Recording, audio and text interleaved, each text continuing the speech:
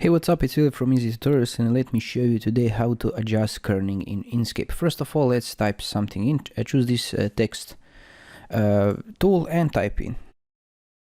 Okay, and now if I select the text inside, just double click it and Control A to select all text, you will see this at the top that you can change font, bold, italic, and so on size, and on the right side you can have this that says horizontal kerning and vertical kerning over here. So if I type in a value, you can put it on the left, and over here 20, you can move it around.